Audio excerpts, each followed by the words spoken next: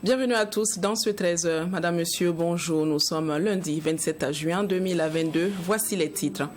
35e journée internationale de lutte contre l'abus et le trafic de drogue. Le Burkina Faso n'est pas en marge face au phénomène grandissant et dans le but de sensibiliser, le Comité national de lutte contre la drogue a procédé hier à 26 juin à l'incinération d'un échantillon de drogue dans la capitale burkinabé. L'incident du 21 juin dernier produit à la base aérienne de Ouagadougou et qui a fait 2 morts a suscité des interrogations au sein des populations. Des inquiétudes sur le comportement à adopter devant une caserne des forces de défense et de sécurité. Dans ce 13h, nous vous proposerons un élément pour lever tout équivoque. Et puis, dernière escale de la tournée du cercueil de Patrice Lumumba, plus de 61 ans après l'assassinat donc de l'homme politique, son cercueil est enfin ramené sur sa terre natale. Le week-end dernier, le président du Faso a participé à l'opération Manamana Acte 3. Le lieutenant-colonel Paul-Henri Sandaogo Damiba, face à la mobilisation du jour, a passé un message à son peuple. Il a invité à être unis afin de faire bloc face aux difficultés. En rappel, l'opération Manamana est une journée de salubrité qui se tient chaque dernier week-end du mois et dont le lancement officiel a été donné le 30 avril dernier. Le reportage que vous allez suivre porte la signature vocale de Mamidriana Kamabou. Le président du Faso, le lieutenant-colonel Paul-Henri Sandaogo Damiba, a participé ce samedi matin à l'opération Manamana. Cette opération de salubrité lancée le 30 avril dernier sous le leadership du chef de l'État entend assainir le cadre de vie des populations à travers le renforcement et l'engagement citoyen. Les activités liées aux travaux communs d'intérêt général traduisent à mon sens un engagement patriotique, un engagement de solidarité et surtout un engagement citoyen. Donc nous savons que si nous pouvons nous mettre ensemble pour rendre nos villes propres, nous pouvons également nous mettre ensemble pour relever les autres défis qui se posent à la nation.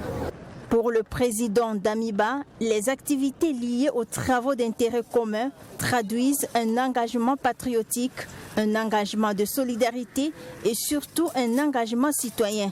À cette occasion, le chef de l'État a invité les Burkinabés à l'union face aux différents défis qui se présentent à la nation. Nous savons que quand un peuple est uni, il est appelé à réussir et nous croyons en tout cas que nous allons réussir et nous réussirons en étant mobilisés. Donc c'est véritablement ce que j'avais à lancer à l'endroit des populations des villes et aussi des campagnes, l'appel à la mobilisation pour faire un acte patriotique majeur, que ce soit dans le cadre des opérations de salubrité ou pour tout autre défi également qui se pose à la nation, notamment en termes de sécurité. Dans cette optique, le chef de l'État a appelé ses concitoyens à la mobilisation pour faire de cette opération Manamana un acte patriotique majeur, que ce soit dans le cadre des opérations de salubrité ou tout autre défi qui s'oppose à la nation, notamment le défi de la sécurité pour tous les Burkinabés. Le Burkina Faso, à l'instar d'autres pays du monde, a commémoré ce 26 juin 2022 la 35e journée internationale contre l'abus et le trafic illicite de drogue. À cette occasion, le ministre en charge de la sécurité a animé une conférence de presse dans laquelle il ressort que le Burkina Faso est fortement touché par le phénomène et le ministre affirme qu'il est urgent de mettre en place une stratégie nationale de lutte contre la drogue au Burkina Faso. Abdoulaye Magné. Ce sont 16 tonnes de drogue, dont 2 tonnes de médicaments prohibés, qui ont été incinérés symboliquement ce 26 juin, journée internationale contre l'abus et le trafic illicite de drogue. Cette action marque l'engagement du Burkina Faso à lutter contre le phénomène de la drogue, un phénomène qui devient de plus en plus inquiétant selon le ministre en charge de la sécurité. Autrefois considéré comme un pays de transit, le Burkina Faso est aujourd'hui consommateur de drogue, selon le secrétaire permanent du Comité national de lutte contre la drogue, qui déplore le fait que le milieu scolaire soit infesté. Toutes les contrées du Burkina Faso sont touchées. Et ça m'étonnerait qu'une seule école du pays-là puisse dire que chez moi, il n'y a pas un élève qui prend la drogue. Parce que nous avons quand même la chance de parcourir les différentes régions pour nos campagnes de sensibilisation. Et nous avons constaté que même en classe de CE1, les enfants connaissent déjà le cannabis. Alors, c'est pour dire qu'il n'y a pas une seule école qui échappe à ça. Monsieur le ministre l'a dit, les internats sont en train de devenir de véritables antres de consommation et de vente de drogue. Cette situation est due au manque de stratégie nationale de lutte contre la drogue au Burkina Faso, qui traduit, selon le ministre en charge de la sécurité, un manque de volonté de l'État. Aussi, Omer Bationo qualifie de dérisoire le budget alloué au Comité national de lutte contre la drogue. Quand j'ai su ce que ce comité avait comme moyen, tout simplement, ça veut dire qu'on a eu l'impression que l'État, effectivement, a abandonné la lutte là. Leur budget tourne autour de 58 millions. Voilà. 58 millions de francs CFA, le budget du comité pour lutter contre la drogue au Burkina Faso.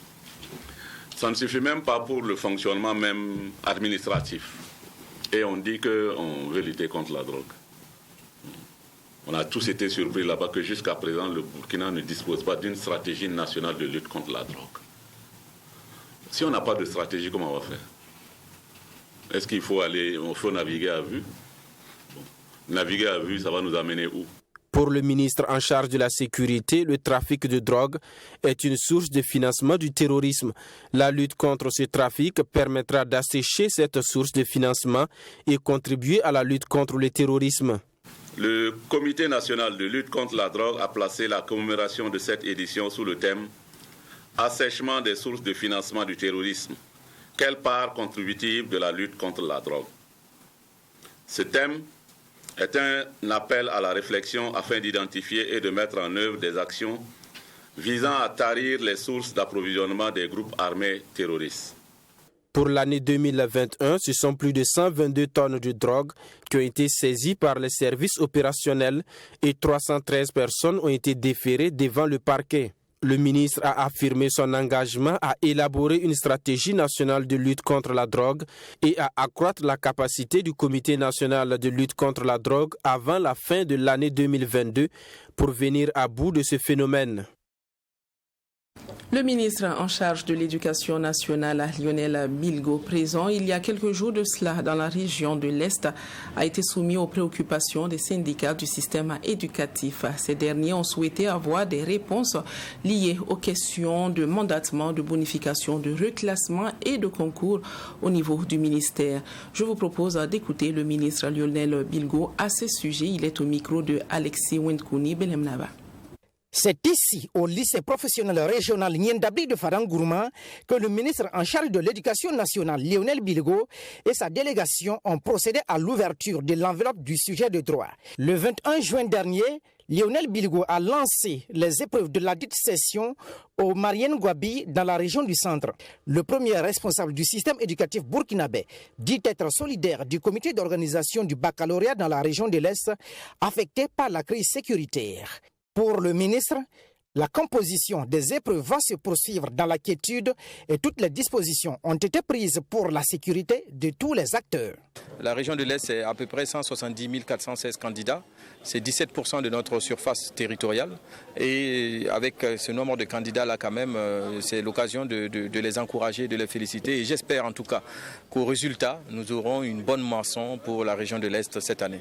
Une leçon de vie pour moi face à la résistance de ces hommes et de ces femmes de cette localité qui est quand même sous pression d'insécurité. On voit que l'école résiste, que notre système éducatif persiste et demeure. C'est l'occasion pour moi de féliciter l'ensemble des acteurs qui sont ici présents, l'occasion pour moi de les encourager et de dire que j'ai retrouvé ou j'ai rencontré en tout cas des femmes et des hommes convaincus que la paix reviendra et déterminés à faire en sorte que cette paix-là revienne. Certains candidats sont venus des provinces de la Komandiari et du Pama pour se joindre à ceux du Farang Gourma pour les différentes épreuves à cause de l'insécurité. Pour le président du jury, cette visite du ministre réconforte les candidats, mais aussi l'ensemble du personnel éducatif. J'étais heureux comme tout le monde, parce que c'est une visite, ça permet de réconforter aussi les élèves, parce qu'en situation d'examen, ce n'est pas aussi simple. Le jury comporte 4 séries. Il y a la série ZE2 qui comprend 61 élèves, la série ZCC, ils sont au nombre de 36, la série C, ils sont au nombre de 11, et la série D, ils sont 163. À l'occasion de son déplacement dans la région de l'Est, le porte-parole du gouvernement s'est rendu à l'Institut national de formation du personnel de l'éducation où il a tenu à encourager tous les acteurs qui travaillent à la formation des jeunes. Il a par ailleurs rendu visite aux déplacés internes où il a marqué sa solidarité tout en priant pour le retour de la stabilité. Le bureau exécutif national du Congrès pour la démocratie et le progrès, CDP, a tenu une rencontre ce 25 juin 2022 à Ouagadougou. La vie du parti a été passée en revue. En outre, Edi Kombouego a émis des réserves quant à la lettre attribuée au président d'honneur et annoncé des poursuites judiciaires contre Achille Tapsoba. Le CDP, il faut le dire, depuis un certain temps, traverse une crise interne qui ne dit pas son nom. Alexis Wendkouni, Benemnaba. 2 sujets sont à l'ordre du jour de cette rencontre. Réunis ce 25 juin, le bureau exécutif national du CDP, le Congrès pour la démocratie et le progrès, s'est penché sur la vie du parti et diverses informations données aux membres du bureau exécutif national. Sur la vie du parti, c'est l'autoproclamation de Achille Tapsoba comme président par intérim qui est évoquée. Edi Kombouego dit conserver son mandat selon les textes du parti. On ne saurait être président par intérim dans un parti où le président est en exécution. Et le président est toujours là. Je suis là, je n'ai pas démissionné, contrairement au message qu'ils ont fait passer, soi-disant de RFI ou de quelle chaîne sur les réseaux sociaux. Vous constatez, je suis là et j'entends garder mon mandat jusqu'à la fin qui m'a été confié par le 8e congrès. Concernant la lettre qui circule sur les réseaux sociaux, Edi Kombouego dit émettre des réserves sur cette lettre attribuée au président d'honneur. Au regard de la forme même de la lettre, où il y a des erreurs sur la dénomination du parti, où le contenu est assez violent, nous avons tenu un 8e congrès, on ne peut plus encore convoquer un 8e congrès. Même si l'on voulait l'unité du parti, on aurait peut-être souhaité qu'un congrès extraordinaire, un 9e congrès, puisse se tenir et que l'on ouvre le bureau exécutif national pour recevoir ceux qui avaient été fâchés et qui viennent s'amender pour les reprendre afin que nous renforcions davantage le parti. Cette rencontre du bureau exécutif national a statué sur les agissements de Achille Tapsoba. Des sanctions ont été adoptées contre lui et des poursuites judiciaires sont engagées contre sa personne, selon Edi Kombouego. Ces sanctions seront soumises au bureau politique national pour décision. Le parti de Blaise Compaoré traverse une crise interne depuis la tenue de son 8e congrès ordinaire. Un CDP à 2 tendances, elle historique dirigée par Achille Tapsoba et l'aile futuriste dirigée par Edi Kombouego. La coalition pour la refondation de la patrie CRP a organisé ce samedi 25 juin 2022 Un panel dont le thème était rôle et contribution de la société civile dans un contexte de transition. Animé par l'expert en sécurité Mahamoudou Sawadougou, ce panel a permis de sensibiliser les organisations de la société civile sur leur contribution dans la lutte contre le terrorisme. À noter que cette rencontre entre dans le cadre du plan d'action de la CRP. Serge Kabori. Rôle et contribution de la société civile en période d'insécurité dans un contexte de transition, c'est sous cette thématique que la Coalition pour la refondation de la patrie a organisé ce samedi son panel. Animé par l'expert en sécurité Mahamoudou Sawadougou, avec Siaka Koulibaly comme modérateur, ce panel a été une aubaine pour sensibiliser les différents participants. Dans le contexte actuel et aussi dans la situation sécuritaire où nous sommes, la société civile a un rôle capital, c'est une pièce maîtresse dont devraient d'ailleurs se servir les gouvernants et les organes de la transition pour atteindre leurs objectifs. Parce que nous avons affaire à une guerre asymétrique, à une guerre toute particulière où le tout sécuritaire n'arrive pas à résoudre le problème. Et autant les groupes armés utilisent les populations pour atteindre leurs objectifs, autant la société civile doit jouer pleinement son rôle, non seulement dans la protection des populations, mais aussi dans la sensibilisation et dans la prise en compte des besoins des populations. À l'intention des décideurs politiques, l'expert en sécurité estime que la contribution des OSC dans la lutte contre le terrorisme serait non négligeable. Aujourd'hui, les politiques sont obligés de passer par les OSC qui sont un peu la croix de transmission. Parce que vous savez qu'au sein des OSC, il y a des femmes, il y a des jeunes, il y a des enfants. Et donc, ce qui permettra effectivement d'atteindre le public cible. Et aujourd'hui, ce n'est pas que c'est les jeunes et les femmes qui sont souvent des victimes, ce sont les premières victimes de cette menace terroriste. Quand vous regardez les personnes déplacées internes, 83% des personnes déplacées internes sont des femmes et des enfants. Et aussi, 90% des membres des groupes armés terroristes sont des jeunes.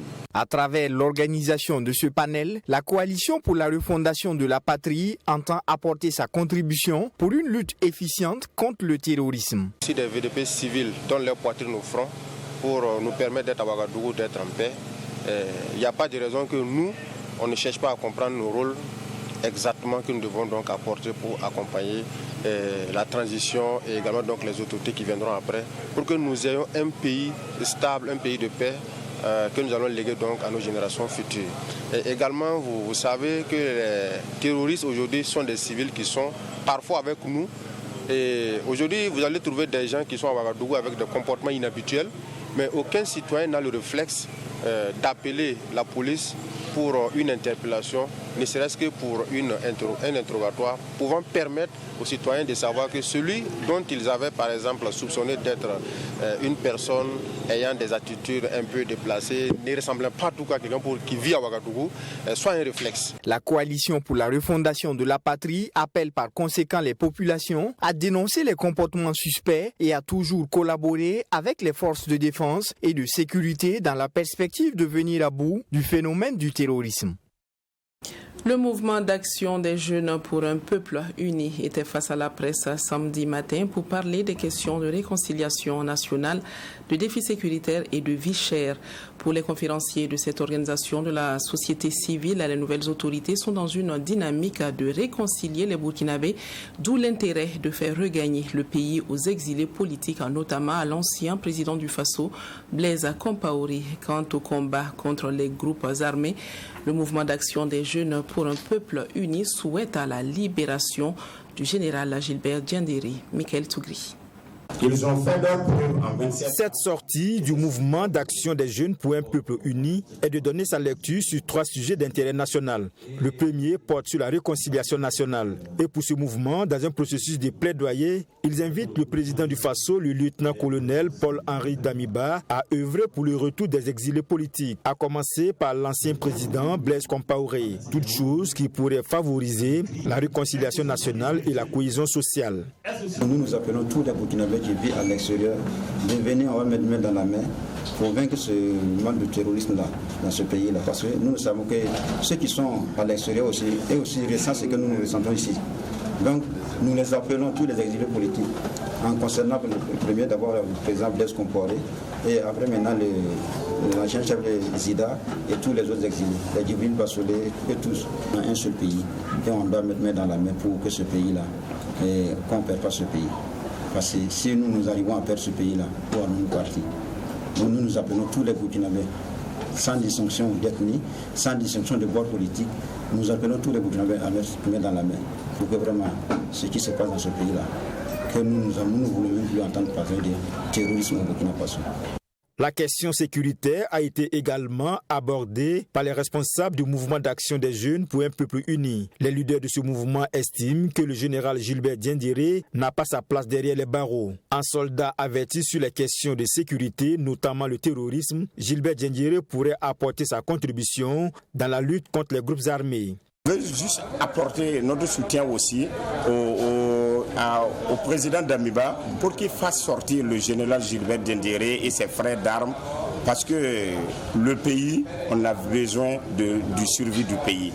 Et il faut qu'on enlève nos intérêts égoïstes à part et on voit comment nous allons faire pour que notre Burkina redevienne comme le Burkina d'avant. Il y a des sondages qui ont été faits disant que 52% des Burkinabés souhaitent le retour de tous les exilés. Tout en félicitant le président du Faso, le lieutenant-colonel Paul-Henri Damiba, pour avoir rencontré les anciens chefs d'État, Jean-Baptiste Ouedraogo et Roch Macrisan Kaboré, sur les questions de réconciliation nationale et de défis sécuritaires, le mouvement d'action des jeunes pour un peuple uni note avec satisfaction la volonté du gouvernement de contenir les prix des denrées de grande consommation avec des subventions accordées aux différents acteurs.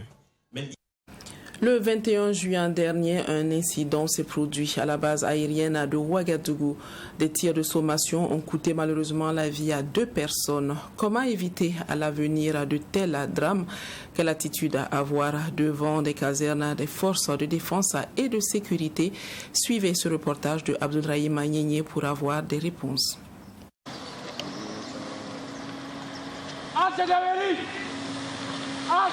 Monsieur Tankwano, par inadvertance, traverse des barrières d'une caserne des forces de défense et de sécurité dans un dispositif nocturne. Les mains à l'évidence et où sortez, monsieur? Interpellé par la sentinelle, c'est-à-dire le premier élément du poste de sécurité, il s'arrête immédiatement et exécute tout ce que le soldat lui demande. À travers cet exercice, les forces de défense et de sécurité sensibilisent les populations sur les attitudes à tenir devant les casernes pour ne pas être considérés comme un ennemi. 2 sommations donc sont faites avant l'usage des armes. La première sommation, par exemple, par la voie, la première sommation, c'est halte gendarmerie, halte police ou halte caserne militaire. La deuxième sommation, c'est halte où je fais feu. Au coup de feu, avec l'arme, la première sommation, c'est un coup de feu dans une direction n'offrant aucun danger. Vous vous arrêtez immédiatement. Voilà, vous arrêtez immédiatement. Vous coupez le moteur et les phares si vous êtes avec un engin à 2, 3 ou 4 roues. Vous gardez votre sang-froid. Ça, c'est important. Vous gardez votre sang-froid. S'il y avait la musique, vous coupez la musique, tout, et vous allumez la lumière intérieure si c'est un véhicule automobile. Et vous baissez les vitres pour éventuellement entendre les instructions de la sentinelle. L'usage des armes à feu intervient donc lorsqu'il y a non-respect des sommations par voie ou par coup de sifflet. Dans ces circonstances, il est impératif de suivre les consignes de la sentinelle, explique le commandant Siroyir Kambou. Il peut vous inviter à sortir de votre véhicule si vous êtes dans un véhicule automobile. Vous sortez et vous mettez vos mains en évidence, vous levez vos mains, toujours paume de main ouverte vers la sentinelle. En ce moment, vous suivez maintenant les instructions de la sentinelle. En aucun cas, il ne faut jamais, au grand jamais, tenter de courir, de faire demi-tour en trombe ou de traverser en force un dispositif de sécurité d'une caserne lorsque vous êtes sommé de vous arrêter. Dans le cas où le citoyen veut accéder à la caserne la nuit, l'attitude doit être différente selon qu'il y a une barrière ou non devant la sentinelle. Vous voulez accéder à la caserne et qu'il n'y a pas une barrière de sécurité entre vous et la sentinelle. Réduisez votre vitesse, okay? Vous coupez les phares, vous approchez et vous allumez la lumière intérieure s'il s'agit d'un véhicule automobile et vous vous arrêtez à 10 mètres de la sentinelle. Le deuxième cas de figure, vous voulez accéder à la caserne, mais il y a une barrière de sécurité entre la sentinelle et vous. Donc vous vous arrêtez, les comportements à avoir dans ce cas de figure, vous arrêtez au niveau de la barrière de sécurité. Vous coupez vos phares, s'il s'agit d'un engin qui est avec phare, vous baissez les vitres si c'est un véhicule automobile, vous sortez de votre véhicule et vous levez les mains en l'air, paume des mains ouvertes, okay? Donc vous levez les mains, paume des mains ouvertes vers la sentinelle. Et vous vous présentez à haute voix ou sur demande de la sentinelle. Vous donnez votre identité à haute voix et vous dites l'objet de votre visite. Par contre, la journée, l'on peut s'approcher davantage de la sentinelle à 5 mètres environ. Aussi, dans ce contexte d'insécurité, le lieutenant Arnaud Sanou du camp Sangoulé-Lamizana invite les populations à ne pas avoir de comportement suspect dans les périmètres de sécurité des camps et des détachements militaires. Il est formellement interdit de passer à côté des clôtures des casernes parce que cela peut être considéré comme un ennemi. Pour ne pas être considéré comme un ennemi, il suffit juste de circuler et puis de continuer, je pense. Parce que celui qui circule et qui passe tout son temps à observer ici et qui ralentit pour observer, bon, ça peut être considéré comme un problème. Votre chemin passe devant la caserne, qui est souvent, et la sentinelle est à quelques mètres de votre voie principale. Ce qu'il y a lieu de faire, à l'approche, vous ralentissez, réduisez votre vitesse si vous êtes sur un engin. Si c'est un véhicule automobile, vous baissez les vitres, vous coupez les sons également et vous passez simplement. Le commandant Kambou rassure les populations que les forces de défense et de sécurité travaillent pour leur protection. Il invite tous à un respect strict des mesures édictées, surtout en cette période de crise, pour éviter des incidents malheureux. L'association Africa Tomorrow est une organisation citoyenne basée au Burkina Faso. En collaboration avec ses partenaires, elle a organisé le vendredi dernier la clôture de la session de formation des Kandassa de la cohorte 3. Kandassa est la description des femmes qui ont la bravoure masculine avec en exemple les Amazones du Dahomey. Au nombre de 22, les Kandassa en fin de formation passent le témoin à 32 nouvelles qui auront 12 mois pour être formées. Serge Kabouri. Elles sont jeunes, belles, dynamiques et engagées pour un changement de mentalité. Elles, ce sont les filles de la 3e cohorte des Kandassa. Après une année de formation, 22 Kandassa issus de cette 3e cohorte passent désormais le flambeau à 32 filles de la 4e cohorte. Kandassa vient vraiment de l'histoire abyssinienne où les Kandaké était la description des femmes qui avaient la bravoure masculine. C'était des princesses guerrières. Et quand on regarde l'histoire de l'Afrique, elles ont beaucoup contribué à se battre contre la colonisation, contre le colon. Aujourd'hui, pour moi, Kandaké, parce que désormais, dans ce programme, les Kandaké, au lieu de dire parrain, on va dire le Kandaké, qui va décrire désormais l'homme qui a le courage féminin. L'homme qui assume la féminité de son âme.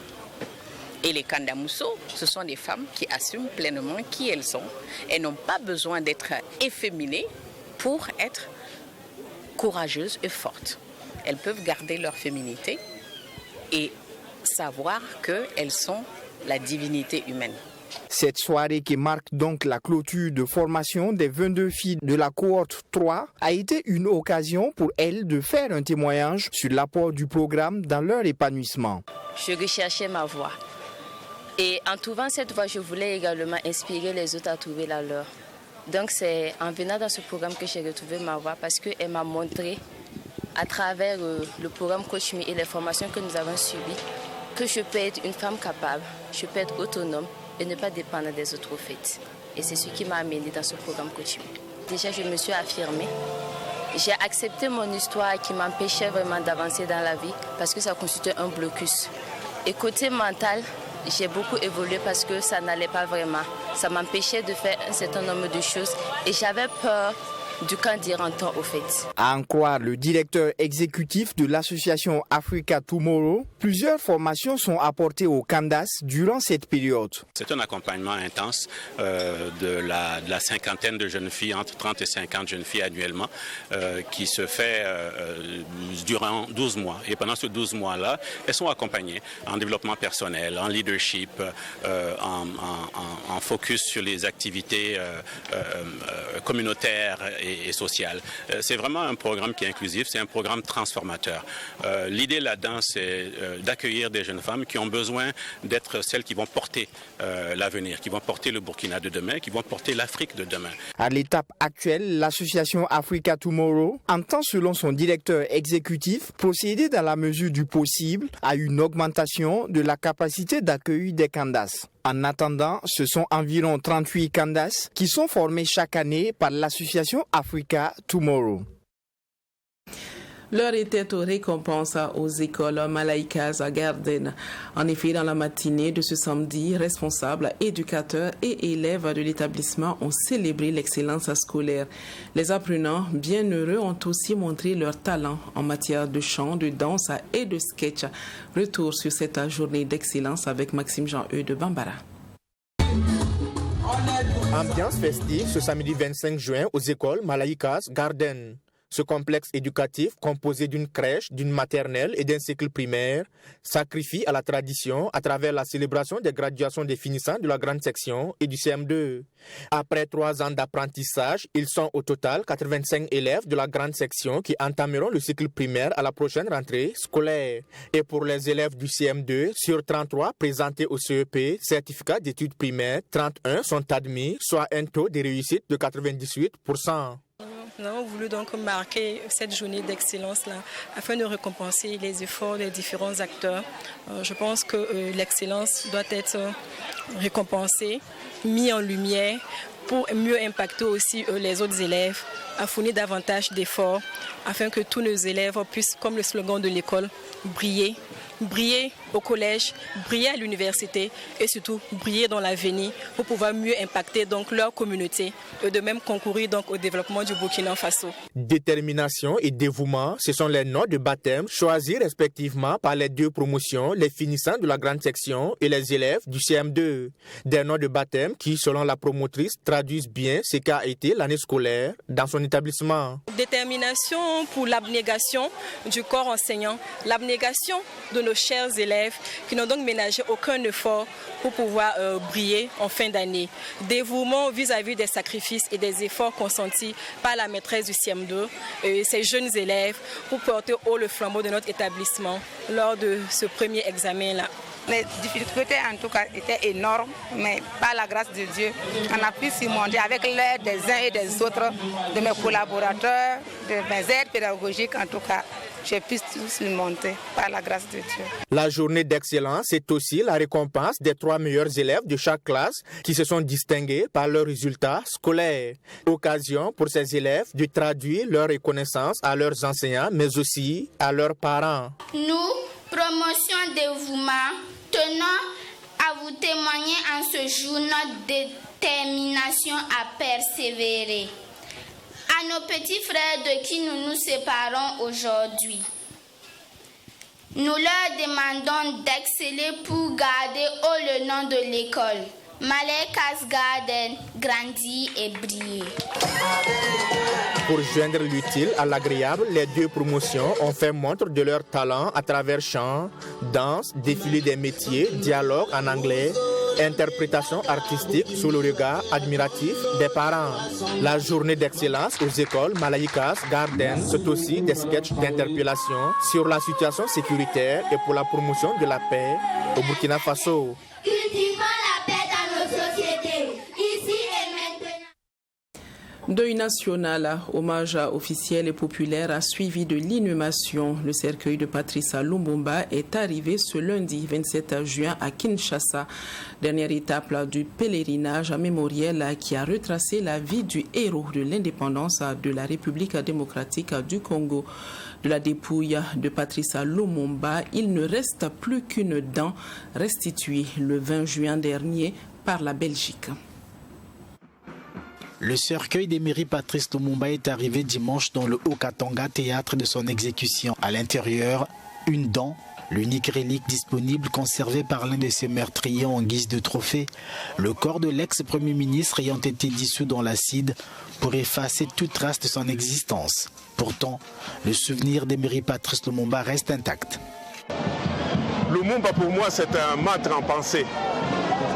C'est quelqu'un qui a apporté l'éveil politique au Congo, pas seulement pour lutter pour l'indépendance, mais aussi pour la suite.